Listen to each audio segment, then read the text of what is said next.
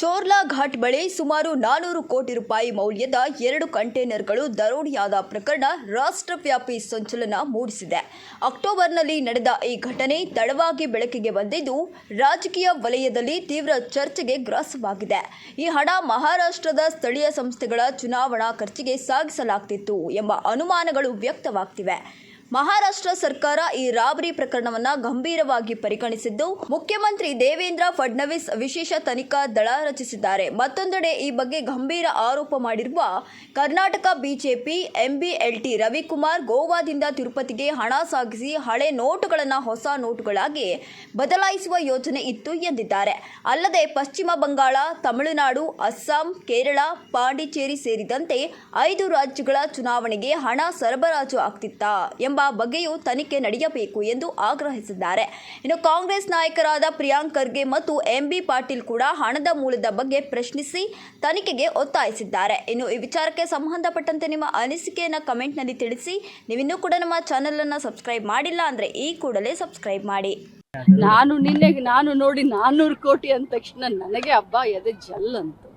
400 ಕೋಟಿ ದರೋಡೆ ಅಂತೆ. ಅದನ್ನ ನಮ್ಮ ಪೊಲೀಸರು, ಹೆಮ್ಮೆಯ ಪೊಲೀಸರು ಚೇಸ್ ಮಾಡಿ ಹಿಡಿದಿದ್ದಾರೆ. ಅವರಿಗೆ ಮೊದಲೇದಾಗಿ ಅಭಿನಂದನೆ ಸಲ್ಲಿಸ್ತೀನಿ. ನಾವು ಕನಸಿನಲ್ಲೂ 400 ಕೋಟಿ ಎನಿಸ್ಲಿಲ್ಲ.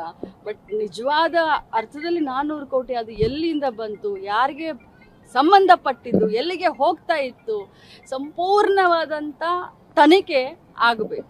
ಇದ್ದಂತ ವರದಿ ಪ್ರಕಾರ ಒಂದು ಗುಜರಾತ್ ಲಿಂಕ್ ಇದೆ, ಮಹಾರಾಷ್ಟ್ರ ಲಿಂಕ್ ಇದೆ, ಗೋವಾ ಲಿಂಕ್ ಇದೆ. ಮೂರರಲ್ಲೂ ಕೂಡ ಯಾರ ಸರ್ಕಾರ ಇರೋದು? ಗುಜರಾತ್ನಲ್ಲಿ ಬಿಜೆಪಿ ಸರ್ಕಾರ 25 ವರ್ಷದಿಂದ ಇದೆ. ಕಳೆದ 10-15 ವರ್ಷದಿಂದ ಮಹಾರಾಷ್ಟ್ರದಲ್ಲೇ ಅವ್ರ ಸರ್ಕಾರ ಇದೆ. ಗೋವಾನಲ್ಲಿ ಕೂಡ ಅದೇ ಪರಿಸ್ಥಿತಿ. ಈಗ ಇವೆಲ್ಲನೂ ಕೂಡ ಹೇಗೆ ಸರ್ಕಾರದ ಕೆಳಗಡೆ ನಡೀತಾ ಇದೆ? ಅದು ಯಾರ್ದಿದೆ ಅಂತ ತನಿಖೆ ಆಗ್ಲಿ. ಕಾಂಗ್ರೆಸ್ ಇದ್ರೆ ಕಾಂಗ್ರೆಸ್, ಬಿಜೆಪಿ ಇದ್ರೆ ಬಿಜೆಪಿ, ಎನ್ಸಿಪಿ, ಶಿವಸೇನಾ ಯಾರ್ದಿದ್ರೆ that is let it come out to investigation. But ಈ ಸರ್ಕಾರಗಳು ಮಾಡ್ತಾ ಇರೋದೇನು? ಬಿಜೆಪಿ ಸರ್ಕಾರಗಳಲ್ಲಿ ಮತ್ತೆ ದೊಡ್ಡದಾಗಿ ಡಿಮಾನಿಟೈಸೇಷನ್ ಅಂತ ಒಂದು ದೊಡ್ಡ ಸ್ಲೋಗನ್ ಕೊಟ್ಟಿ ಪ್ರಧಾನ ಮಂತ್ರಿಗಳು ಎಲ್ಲ ಕಪ್ಪಣ ವಾಪಸ್ ಬಂದ್ಬಿಡ್ತು, ಅದು ಇದು ಅಂತ ಎಲ್ಲ ಊರೆಲ್ಲ ಹೇಳ್ಕೊಂಡು ಓಡಾಡಿದ್ರಲ್ರಿ. ಆಗಿದೆ ಅಂದ್ರೆ ಇಲ್ಲ, ಅದಾಗಿದ್ದು ಅಕ್ಟೋಬರ್ 6ನೇ 7ನೇ ದಿವಸಕ್ಕೆ ಆಗಿದೆ ಅಂದ್ರೆ ಈಗ ಮೊನ್ನೆ 9 ತಾರೀಕಿನ ಕೇಸ್ ರಿಜಿಸ್ಟರ್ ಆಗಿದೆ ಮಹಾರಾಷ್ಟ್ರದಾಗ ಯಾವ್ದೋ ಸ್ಟೇಷನ್ನಾಗ. ಸೊ ನಮ್ಮವ್ರು ಈಗಾಗಲೇ ಪತ್ರ ಬರ್ದಾರ, ನೀವು ಯಾರ ಬಂದ್ರೆ ನಾವು ಸಪೋರ್ಟ್ ಮಾಡ್ತೀವಿ ಅಂತ. ಬರ್ಬೇಕಲ್ಲ ಅವ್ರು ಎಲ್ಲಿ ಏನು ಚೋರ್ಲಾ ಘಾಟದಲ್ಲಿ ಕರ್ನಾಟಕ ಇರೋನು, ಮಹಾರಾಷ್ಟ್ರ, ಗೋವಾನು, ಯಾಕಂದ್ರೆ ಎಲ್ಲ ಕೂಡಿದಾರ. ಜಸ್ಟ್ ಯಾರ್ದ ಮತ್ತೆ ಇಲ್ಲೇ ಚೋರ್ಲಾ ಆಗಿದ್ರೆ ನಾವು ಮಾಡ್ತೀವಿ ಫುಲ್ ಪ್ಲೇಜ್ ಮಾಡ್ತಾರೆ. ಎಲ್ಲ ನೋಡ್ಕೊಂಡ್ ಬರ್ತೀವ್ರ ಯಾರು ಎಲ್ಲ.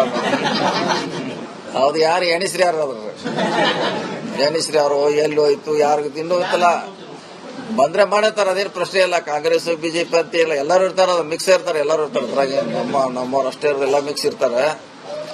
ಸೊ ನೋಡೋಣ, ನಮಗ ಮೊದಲು ಎಲ್ಲಿ ಸ್ಪಾಟ್ ಅನ್ನೋದು ಯಾವ ಸ್ಪಾಟ್ನಾಗ ಆಗಿದ್ರು ಗೊತ್ತಿಲ್ಲ. ಈಗಾಗ ಪ್ರಶ್ನೆ ಇಲ್ಲಲ್ರಿ, ಹಂಗೆ ಎಕ್ಸ್ಚೇಂಜ್ ಆಗಿ ಯಾರು ಮಾಡೋರ? ಬ್ಯಾಂಕ್ನವ್ರು ತಗೋಬೇಕು. ಬ್ಯಾಂಕ್ನವ್ರು ಯಾಕೆ ತಗೋತಾರೆ? ಈಗ 10 ವರ್ಷ ಆಯ್ತು, ತಗೋಲ್ಲ.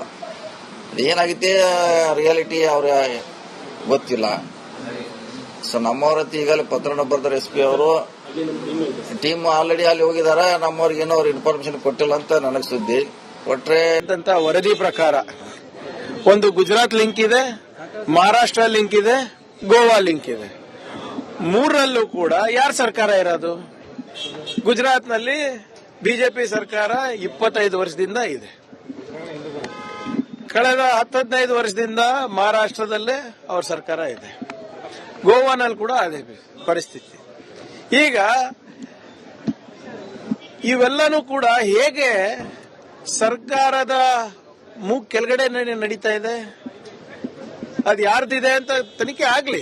ಕಾಂಗ್ರೆಸ್ ಇದ್ರೆ ಕಾಂಗ್ರೆಸ್, ಬಿಜೆಪಿ ಇದ್ರೆ ಬಿಜೆಪಿ, ಎನ್ಸಿಪಿ, ಶಿವಸೇನಾ ಯಾರ್ದಿದ್ರೆ that is let it come out to investigation.